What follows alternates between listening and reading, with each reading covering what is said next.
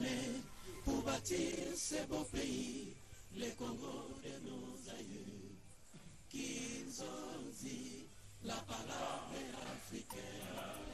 Voilà, merci mesdames et messieurs, chers téléspectateurs, nous sommes très heureux de nous retrouver encore aujourd'hui à travers ces beaux numéros de Kinzonzi Plus, votre émission. C'est vrai que l'actualité reste dominée sur élections en 2023. C'est vrai que tous les candidats, tous les Congolais se préparent vraiment en conséquence par rapport aux élections en 2023.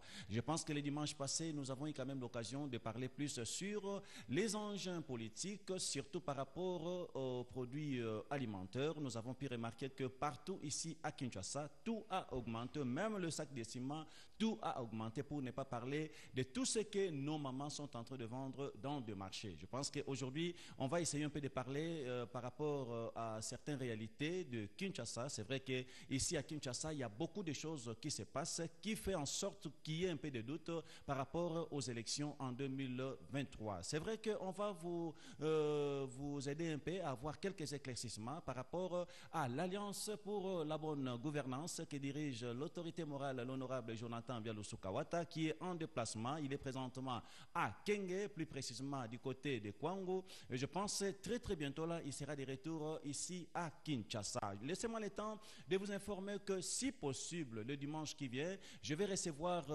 Titi Levallois. Pourquoi je vais les recevoir? C'est juste pour que nous puissions un peu parler élection du côté de la Tchangou, surtout qui sera candidat par rapport aux élections provinciaux du côté de la Tchangou, mais il a aussi un mot à dire à ce qui concerne tout ce qui se passe présentement ici à Kinshasa par rapport au Kinbo Peto. Et puis, je vais, si possible, aujourd'hui, vous parler un peu par rapport à la situation sécuritaire du côté de l'Est. C'est vrai que jusqu'à aujourd'hui, malgré tout ce que le président de la République a fait comme effort, mais il y a des gens qui sont en train de mourir les jours au jour. On va descendre du côté de la Kwango, juste pour vous parler un peu par rapport à ce qui se passe de l'autre côté comme difficulté. Kwango, aujourd'hui, c'est parmi des provinces très, très pauvres et reculées, tandis que nous avons tant de leaders qui ont pu diriger ces pays. Ils sont du côté des Kwango. On en parlera à travers cette émission. C'est vrai que c'est comme je vous ai dit au début, l'actualité reste dominée plus sur élection en 2023. Est-ce qu'il y aura élection ou pas? Nous avons eu quand même des entretiens avec quelques leaders d'opinion et puis avec quelques leaders politiques. Ils nous ont quand même confirmé qu'en 2023, il y aura effectivement élection. Mais du côté de nos amis opposants, ils sont en train de dire autre chose. Qu'est-ce qui se passe au niveau de la CENI? Est-ce qu'il y a des problèmes au niveau de la CENI? Je ne pense pas. Je pense que jusqu'à aujourd'hui, par rapport à ce que lui-même, les patrons de la CENI, celui qui est en train de diriger la CENI ici à Kinshasa, pourquoi pas en RDC, il nous a quand même bien explicifié qu'en 2023, qu'il plaît ou qu'il neige, il y aura élection. Je pense qu'à travers cette émission, on va essayer un peu de parler de ce qui se passe ici à Kinshasa comme faiblesse, ce qui fait en sorte que les Kinois ne parviennent pas à croire qu'en 2023, il y aura élection. Bande konanga Kinshasa ndenge to mesana kolba na bino to solana le côté français muketo ke na lingala juste pour to pesa bino opportunité ya ko découvrir ya ko yeba nini ezali koleka na niveau ya Kinshasa boyebi Apsi télévision ezali chaîne na munene na niveau Kinshasa o ezali ko sunga bayimboka ba congolais bayeba maima ezali koleka na niveau RDC par rapport ya politique ya mboka na biso na oti koloba yango tout à l'heure là que na Kinshasa ça fait très mal na baki leo na kolobela yango. Je pense que d'un moment à l'autre notre invité sera là, mais bopesanga opportunité il y a quoi expliquer bino que lelo na mboka na biso, vous allez remarquer que parmi ba province où ezali pauvre tokotanga Kwango ezali parmi ba dernière province oyo soko ke lelo na Kwango okokuta hôpital ya Malonga ezalaka te, université ya Malonga ezalaka te, nzela ya Malonga ezalaka te, et puis ceux qui botali ba condition oyo bandeko na biso baza na Kwango baza ko vivre, vous allez regretter. Mais la question qui me revient à poser à tout moment, je l'ai toujours dit, depuis l'époque de Mobutu, nous avons eu tant de leaders d'opinion dans ces pays, Oyo Bakambi Mboka Oyo, 3 fois comme, plutôt 2 fois comme Premier ministre, et je pense que deux opportunités, on a un niveau, il y a Grand Kwango, comme on a été, dirigeant, Bakambi Biso comme Premier ministre, pendant 2 mandats, Bazalaki Bandekona Biso, il y a Grand Bandundu, entre autres, Papa Kinzenga qui est décédé, et puis, honorable Mouzitou qui est vivant. Et puis, Ce que tout à l'heure, moi, Moussika Toromo a été à plusieurs reprises, bas ministre, bas PDG, même les gouverneurs de la ville, Boromon a été à plusieurs reprises dans la ville de Kinshasa, tozui, bas gouverneur, au Bazalaki, Bandekonabiso, il y a Grand Bandundu, même 2 ou 3 fois. Mais la question reste à poser. Qu'est-ce que tous ces leaders d'opinion, tous ces leaders politiques ont fait de leur province? Moi, ça m'étonne aujourd'hui. Si vous allez aujourd'hui au Congo central, vous allez remarquer que la plupart, il y a des leaders, soit politiques, soit des leaders culturels, ici à Kinshasa, à Koki Koton, Bakoki Kotonganda kwa kitoko te, ce qui n'a niveau ya province na bango, na no basali et lokote. Et ça fait mal aujourd'hui de voir que tous ces gens au boyo kana ba musiciens, bazo yemba bango, bazo boaka bango, bazo ko adorer bango, la plupart na mboka na biso, ce sont des gens des grands bandouds. Mais pose-les la question, qu'est-ce qu'ils ont fait de leur province? Ezali Solomoko na koyamba titi les valeurs dimanche zoya. Toro Solango na Bozindo a expliqué ba Congolais ni nezali ko sala été ba leader ya grand bandundu en général, prénom Maïndombe, prénom Kwango et puis Kwilu, ils ne font absolument rien de leur province. Je le dis et je le confirme que grand bandundu ezali ko demeurer parmi ba province pauvres, il y a RDC, tandis que la plupart de tous ces gens qui gèrent ces pays, ils sont de l'autre côté. Je pense que Solango très très prochainement. Toujours en Kinshasa, Awa. Les lots solo, il y a Kinebopeto. Je pense qu'on va faire un petit bilan avec notre invité qui est là. Le bilan qu'on va faire, c'est sur tous les plans. Je pense que les artistes aujourd'hui sont des gens qui ont l'habitude d'accompagner les politiciens. C'est pas pour rien d'habitude, vous allez voir même dans des émissions politiques, on essaye un peu de recevoir même les artistes, discuter un peu sur les faits réels par rapport à ce qui se passe ici à Kinshasa. C'est pas pour rien, je vais recevoir dans quelques poussières de secondes Totolito Kalambay, avec lui Torosolamo Mouké par rapport à Kinebopeto. Est-ce que le bilan est positif ou encore le bilan est négatif? Deuxièmement, si vous allez aujourd'hui à l'imiter, c'est regrettable. Nous avons des espaces où il faut permettre bâtir la biso ba parc. Tous en espace où bâtir la biso lelo ba j'ai au bana bariko sakanango boyebi na Kinshasa fiki ne kufa il y a de cela plusieurs années. Mais qu'est-ce qui fait que aujourd'hui bazo kende kotongela ba congolais foire les longues ya boulevard na niveau ya limité? Est-ce que nous rendons compte il y a ba risque ko salama lobby to lobby wana? Yambo penza je reçois d'abord notre invité. Il s'agit bel et bien de M. Kalambay Totolito. Totolito, d'abord, bonjour. Bonjour, ambassadeur Nixon. Je pense que les lots Solangana yo mwami. Torobeta mokeli solo ya villa Kinshasa. Toyebi politique à Congo n'engezo kende. Ba kinois ba kosa marakala. Les lots ba kinois ba zasu na temps au kosa mate. Tout Congolais à comprendre ce qui se passe sur le plan politique au niveau ya Kinshasa. Donc tozo kende mbala moko tout trop vite. Aujourd'hui, on nous parle de Kinebopeto. S'il faut faire un bilan, selon vous, pendant moi, Tamouke, Oyondeko, gouverneur de la ville, Gentini Ngobila, Azaïne Bonga Wana, comme premier patron de la ville de Kinshasa, est-ce que Kinebopeto, ça tient ou jusque-là, il y a encore de la kin? Ambassadeur Nixon, Oyebi, culture Mboka Nabiso, le lot ko kende moulaï mingite pona ko akile Mesengobila. Puisque to ko akile Mesengobila te poni ngara beta ka shit na kozonga na sima. Donc na zongi na sima. Natala nini likaka na sima po to yakotala siko ngobila omoni soki ba bongisa ka malamu pona ngobila lelo ngobila za likamba olobata linga kaka bando sa malamu mais ngobila kuta ba problème ti lelo non ba problème na ngobila silisi yangote. Alors à ce qui concerne ba problème mais ngobila kuta silisi yangote yebisanga atabino moko même bolamu ya sa ina limité obana limité ba osepela na même bola moi au sala ba commune so etikali même ngazo bunda na makambo ya moi lotili ki pona ko tia moi singa pena na ndenge longo bani na ndenge makambo ngo yo sengela mais bande ko na ngai il faut pas comprendre que ezana mo makambo isala makali boso ngana te ya ka bande ko na biso yo bazali na bakiti ngobila lelo to ko kondaira ndenge nyoso to lingi est-ce que bande ko ya ngobilo ba na se bande ko ba ko servir ngobila po sala musala kitoko? Est-ce que bazo sepela ke ngobila sala musala na kitoko po kombo de tikala malamu wana ngana che point d'interrogation nazongi siko na ndeko na biso ya kala papa André Kimbuta vient na biso binomo boyebi.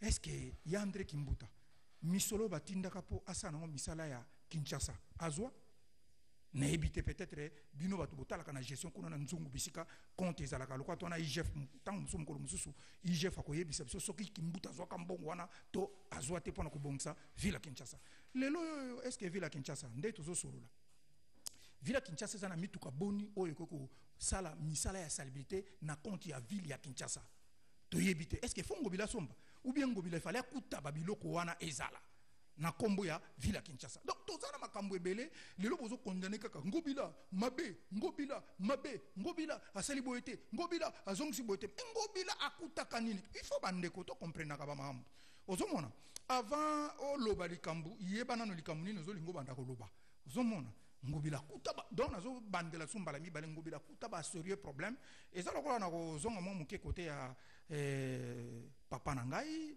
vie na nga nalinga mingi seigneur lei tango akoti na kata nzungu ya bayi politique na kanisa aloba yena osala ka muke comme deuxième personnalité na niveau ya Villa Kinshasa na kosala ka muke donc aloba ka te ka osala belé polera ka libanda bona ke oui soki na ye na kosala makambo danger mais tango akoti na nzungu a comprendre mambelika na nzungu abia ngana osala nanga muke donc bayi mboka bayebi donc on azoloba po biso to zongisa bayi mboka na bisika oyo makanise tengama ke zonga nebi ke bato ba sepela te soto loba vérité bato balingaka lokuta yango moniere mona beta kasete nalingaka tous les autres politiciens mboka na biso nalingaka bango mais eza mo défaut mona kanango na kuto ya politicien moko te donc mutu mota ko loba ke onga na likana ndako na tongo lokwa banzalele kimi po biso nzala nde eza ya osakana te lokwa to linga pe moi kazaka bodong souci ya okende pe oluka kazaka donc nyonso na sengani foko leka mboloko so na sima ya ba yi politique po monde bato wana mo lobeya ndenge to lobaka mais ma bezebele to condamner vraiment ngobila mingi te ngobila kuta ba problème bolimbisa ngai na lobite ke akolo ba bongo te mais po ayebisa bino nyonso za mo pasi mais oh yé pas sali ba ba moni ba yebi. Merci beaucoup. Je demanderai plus à nos téléspectateurs au lieu de m'appeler écrivez-moi ce mieux puisque ça me serait un peu difficile de vous recevoir, je suis en direct. Il y a une question posée par nos amis de l'autre, je ne sais pas s'il est d'où, Alimété, oui, Alimété. Il me demande si présentement il y a combien de l'IDPS. Je pense que l'IDPS au Congolais, nous soyez les amoko papa Etienne Tshisekedi d'Atika, bandeko donc to polémique penamingité place wana IDPS soyo papa Etienne Atika ezakaka moko oyo Congolais nyonso ayebi oyo secrétaire général nango ezali monde ko kabuya wazali ko bunda pona ko telemisa IDPS pe ko fansi yango malamu et puis ndeko moko atuni biso lisusu est-ce que makambo basene de longa boulevard et kozana ba risque te na manji entre sola ouais donc bandeko je pense on va porter de l'occasion pour répondre par rapport à ça. D'ailleurs, il ne faut pas oublier qu'il n'y a pas longtemps,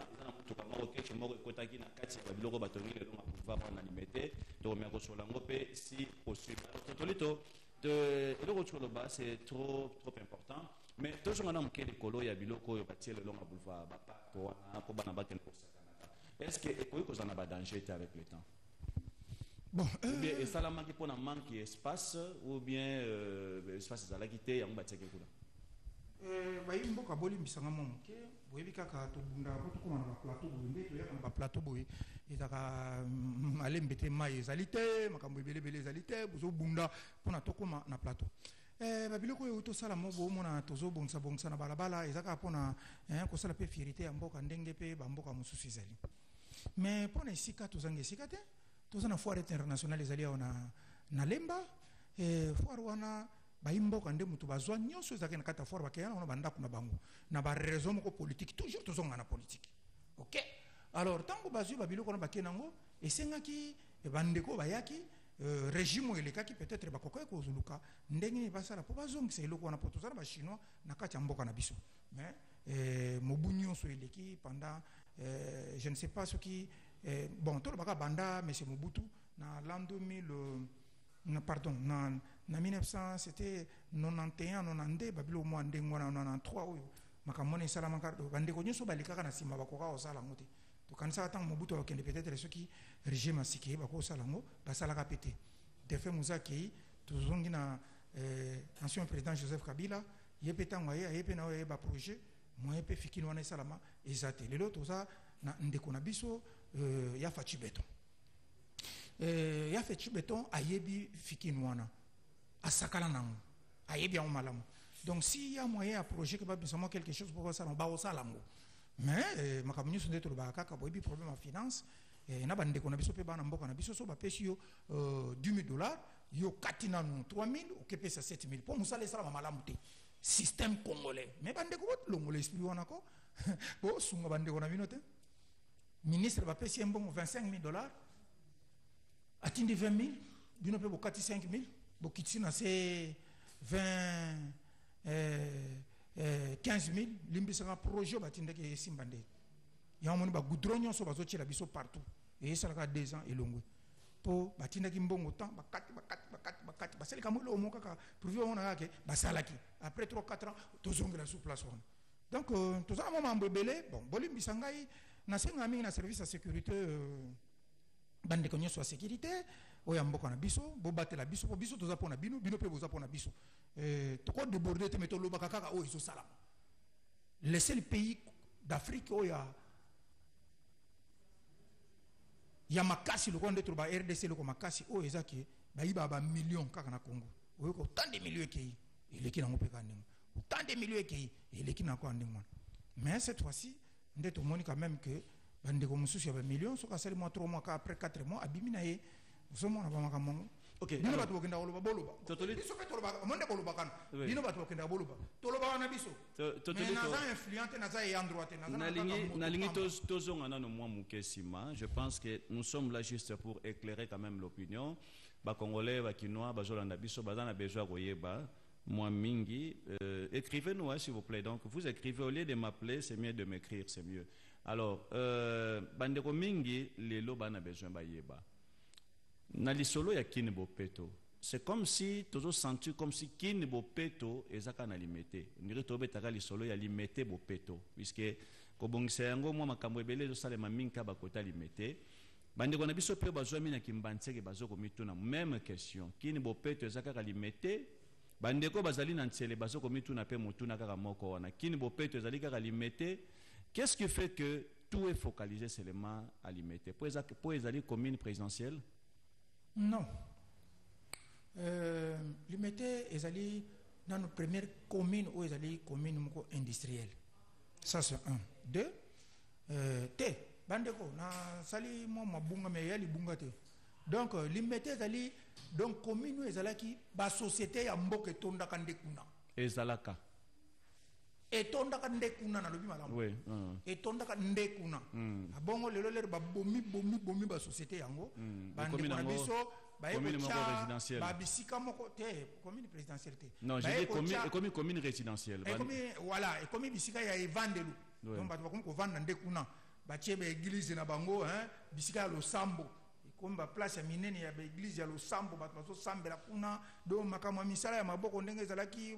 Moi ça que loso ye bato ba memi bazuma lo falanga ezaka sote moi donc makamona presque et sila et bunga mais lokola lo kumwana yake ezalaka esika moko ya ba yi société nde ya momona ba bongisa na mo muke wana bisika mo ba société ya laki ata moto aliki amoni ke oui place ezaki place moi beaucoup tu mboka ezalaki donc bisika moi bozu ya mboka ezalaki moi bisika bande ko bazoko zo mo ba 100 francs marqué ba boma nyonso te.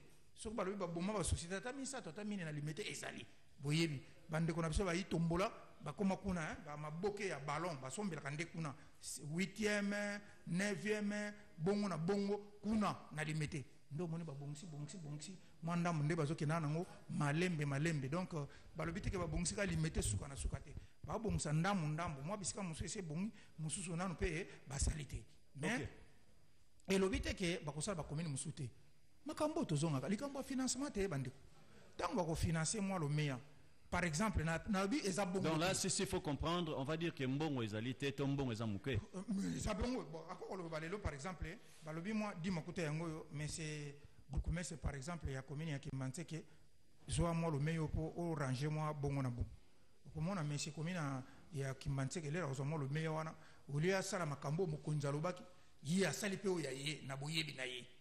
Lokola pe mokonzi pele rona moya sala autre mais zate et l'équipe en ka bongo ngambu ya nani ya Gentini Ngobila donc moi makambo zebele po Gentini ko longwa ta sala nyonso tete Gentini azana ba ordre sala nanu oyo oh musu ye pas pesi ordre na bato musu est-ce que bato ba sunga ye pour combo gentile tikala malamu lobby to éviter. Merci. Merci beaucoup Totolito. En fait, nos chers mes frères et sœurs au Bozo Landabiso, en fait, je vois seulement, bon, je ne sais pas comment vous répondre. Qu'est-ce qui se passe entre l'honorable Jonathan Bialusu Kawata et Excellence Jean Ngoy? C'est une question qu'on venait de me poser ici. Jusque-là, il n'y a rien. Jusque-là, il n'y a rien.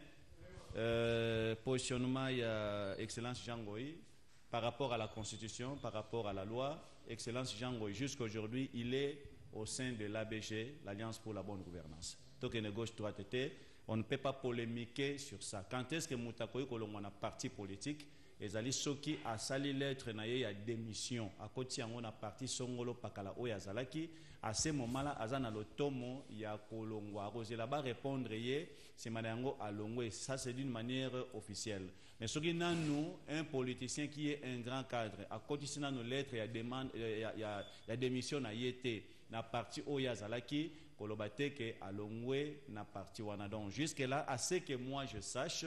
Étant donné que Excellence Jean Ngoy Mvunzi n'a pas cotisé lettre na démission na Katia ABG, on suppose que jusqu'à aujourd'hui il est au sein de l'ABG comme grand cadre. Donc il ne faut pas polémiquer là-dessus. Ndekomora tuninga motune koyeba commune Kimbanse ezali dirigé par qui et puis Bokomesa Kimbanse ka fanda ka wapi.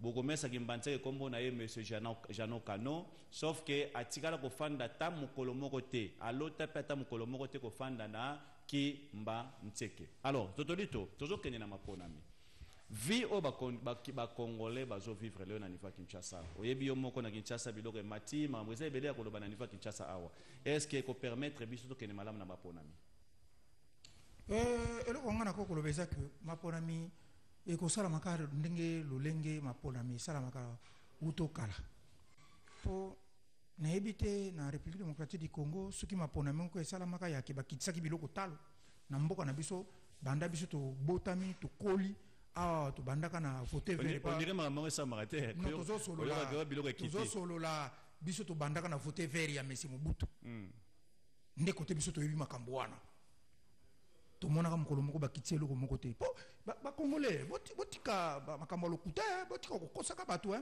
nangana senga mwa mukeme moyena senga ngo ezate po naza na droit na te ngaza artiste tolobaka biso to elobelaka bato to koma olobela bato to yoka asu bato soni te po to yebisa bango batika makambo basala ya lokuta ezate lokolo ba permettre bino bozala na ba base moko sutite na ba balabala bolo ba n'importe quoi o ezanga tina non bolo ba makambo eza na nzela eliko lakisa que banda na voter vert ti lelo eza na mokolo moko te o ezalaki ke élection zo na mboka na biso bakiti biloko talo ezalaka te lelo soki tozo sibir makambo to sibir lelo bino mo boyebi nani kosukosu eyaki ezate ke Monsieur Tshisekedi mutakreaki yango boyebi yango boyebi ke maladi wana euti kuna eyende akoya ndenge kota biso na bino tozo ba information toleki to pousser moi que le guerre wana euti kuna eza biso te ce n'est pas Monsieur Tshisekedi mutakreaki guerre wana eza ya kuna mais boyebaka ke biloko mboka oyo ebimaka ba bleu ba biloko bongo na bongo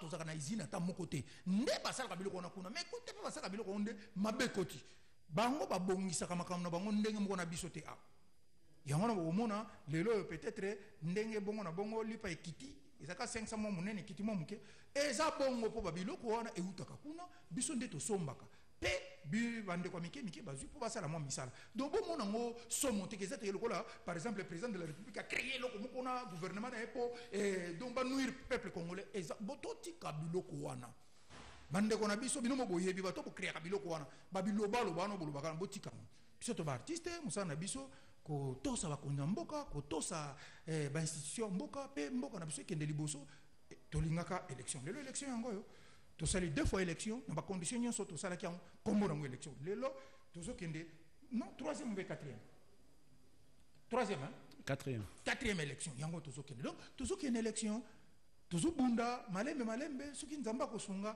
lelo ndenge balobi basala biso port na banana c'est banana ok soki port wana nzamba sali si salami mais moi ndambo bato balongwe na chômage c'est bande Lelo Totolito, vous êtes des artistes. Apport Nabino par rapport à la politique congolaise.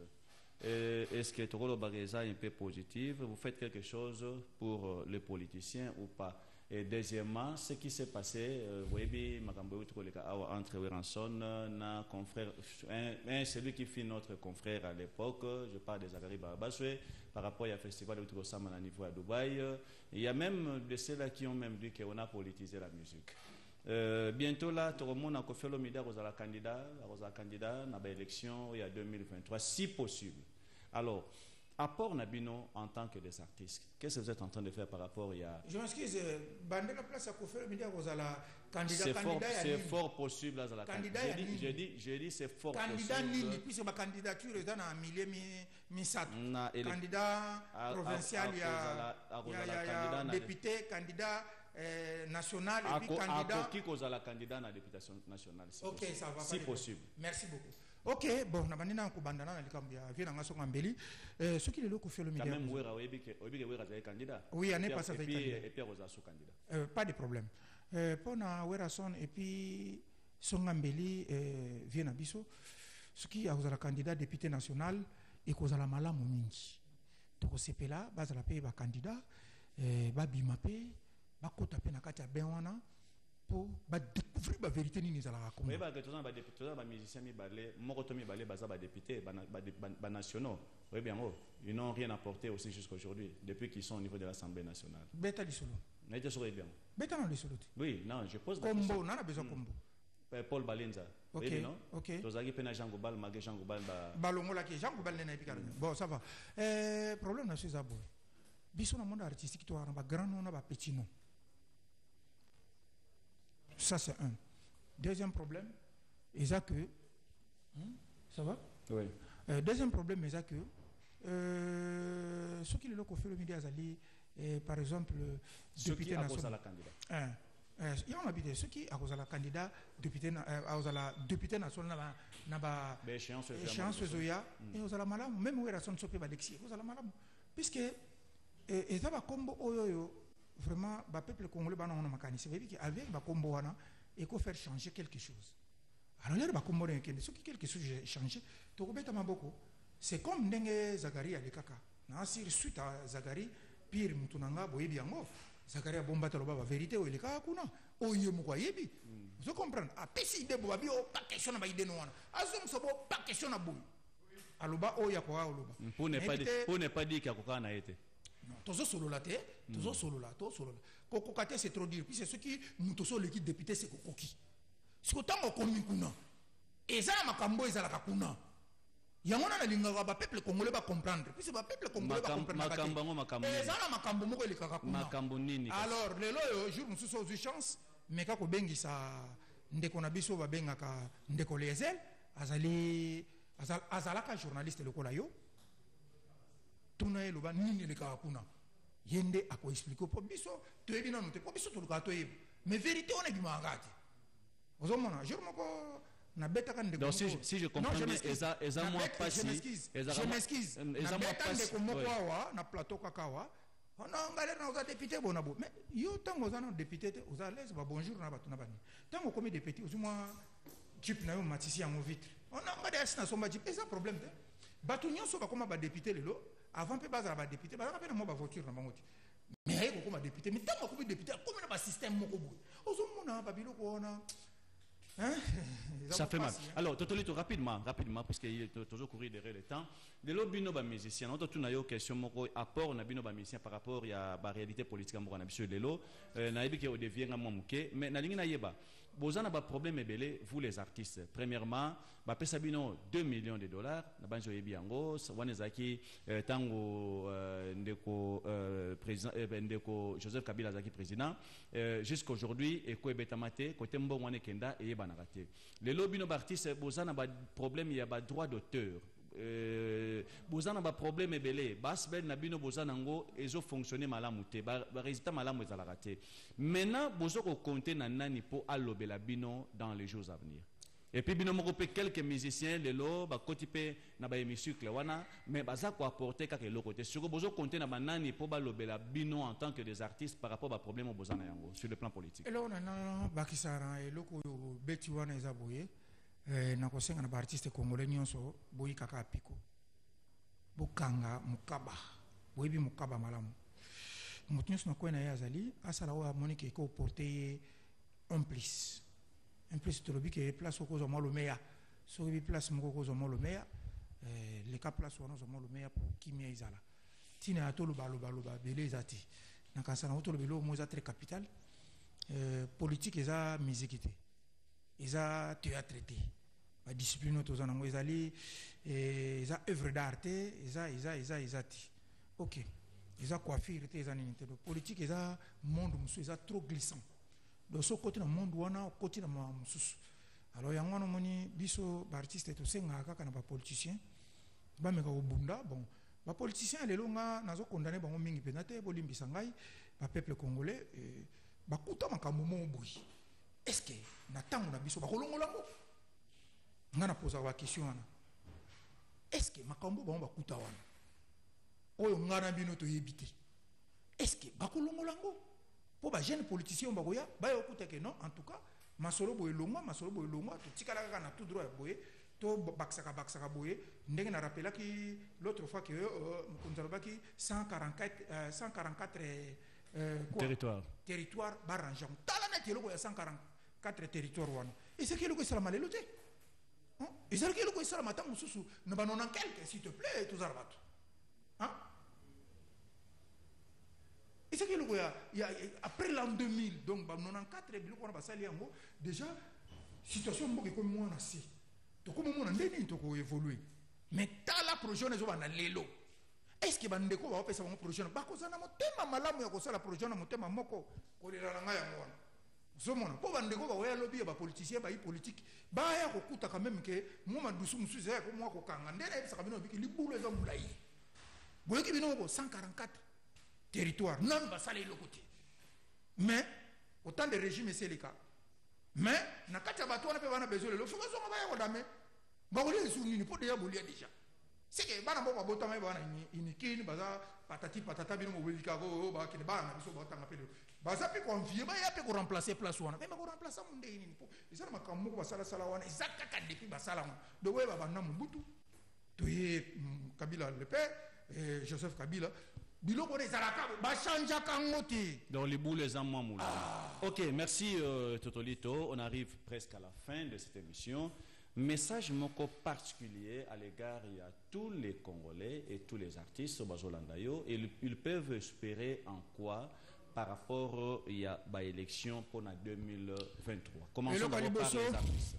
Eloko liboso na pesi ba artiste nyonso mbote bisika bozali natangi yo te en tout cas na linga bino tu na monio te na linga bino tu na koma na pale na oto na koma te na linga bino tu donc na linga ba artiste tout na bo ba sepela na bo na mamawa eza ndenge ya vie ezalaka bino mo boyebi bundaka place ozali na mwa muke ozomona ke koza nango okanga ka sentir na biro kwa liboso ya mwana toleki na étape mibale tozoke na ba élection to changer méthode na biso ya kwa adopter élection ezalaka te so batie mutu boyo pardon so mutu bo bini ezalaka ke ote ezalaka yete te biloko wana tolongola ba sentiment wana to tikango yango na tina monte vous comprenez ba sentiment na tina monte donc soki mutu abimi tout le peuple congolais to encourager mutu wana pour permettre ye ba couche nyonso et travailler vous comprenez ce n'est pas dit que on a en opposition na ko travailler te tozomona ailleurs na bamboka bapaya premier ministre opposant président mutu yanga mususu ça se passe comme ça vous travaillez tango échéance mususu koya bongo na bongo donc eleka bongo ezalaka te ko yo vanda kote mo kaka otindika kama mabe ya kaka mabe te za malamu te lero otindika mabe ozolinga mabe ezala lero oya kosala na nini po déjà mabe tondi yo okutaka mabe te faut tolinga malamu. Merci. So malamu ekoti ezala bien tant tourne kokoka oya okuta dia babongisa. Merci beaucoup Totolito. Alors vous chutez rapidement pour 30 secondes rapidement vous chutez pour te clôturer. Iloba suka. Merci mingi na ba congolais nyonso bozala bisika bozali nzambe asunga yo mutu osala ka boudin pour le na Congo bato basa ba boudin yo mutu osala ka boudin sala boudin no malamu changer qualité baksa propriété mo muke bisika osala la boudin na yo pour ba congolais ba olia boudin trop bato congolais pe balingi kolia ka malamu botika na 5 yo mutu oza footballeur marqué au pola bongisa lisusu ebeteli ya malamu po lobby bo kanisa te ki ma esili bo kanze mo yembaka nano esili te.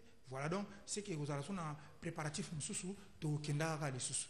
Alors na pesi ndeko nanga mona linga mingi le procureur des rois bozana matanga le procureur des rois bozana matanga to yebi bien que nzambe so asungi à part ba santé to kozala na bino elongo ba condoléances na ba magistrat nyon surtout ya changu na marque kaka bino mo boyebi na merci masologa ndenge zalaka ba condoléances na bino tout bisika merci beaucoup bika ezali wanzela na biso nyonso biso peto ke na ba tour na biso mais nzambe abatela ndeko wana na ba master tout au botikali en fait merci procureur des rois ya yo ya mwana mais c'est Kerlin na pesio pembote belé Kerlin de Paris na pesio mbote Chiroman na pesio mbote na PCP ba maman Galerie Kalamba mbote belé. Merci beaucoup. Alors, mes condoléances à la famille du parquet avec le procureur Géry. Je pense ils ont perdu un magistrat pour na bande économique parquet Angeli. Et puis n'oubliez pas le dimanche qui vient par rapport il y a dossier, il y a ABG, je vais recevoir un grand cadre de l'ABG ensemble avec Titi Levalois dimanche pour appeler sa réponse par rapport à Mituno Botuni pour Nalikambo Italie ABG Alliance pour la bonne gouvernance. Et puis n'oubliez pas par rapport à Makamwa Villa Kinshasa, tu continuer en Makasi Soukoleka avec Titi Levalois qui est au sein de l'ACP, parti cher à monsieur le gouverneur Gentini Ngobila, tu vas emballer à dimanche, poto Solango Susuna Moulaï, le Kamboya Villa Kinshasa. À ce qui concerne la gestion de la ville, on va recevoir le dimanche qui vient monsieur Moxel Kunga, qui est un grand cadre ici en RDC, je pense, Toro Solanaye, le Kamwetali, gestion ya ville à Kinshasa. Merci beaucoup Ndeko Totolito, merci Nabayinus Walanda Kibiso. Je dis merci également au DG d'Apsi Télévision. Tout ce que vous avez posé comme question, ça concerne Maître Josué Takataka. Il va répondre, vous allez le suivre dans 30 minutes quelque part. Il va répondre, puisque c'était déjà tourné quelque part. Et je dis merci à l'équipe d'Apsi Télévision. Tous les caméramans sont des beaux gars. Un régisseur, pas comme les autres, à Apsi TV, ça m'a nulle part. Sur mon régisseur à Boga. Merci beaucoup. Retrouvons-nous la semaine prochaine pour un numéro Moussousia, Kinzonji Plus. D'ici là, portez-vous bien et au revoir. Les Congos de nos aïeux, Kinzonji, la palabra africaine, unissons-nous, peuple congolais, la main dans la main.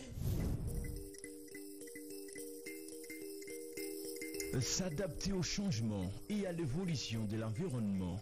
Ainsi, la conduite du changement et l'ensemble des opérations effectuées au sein d'une organisation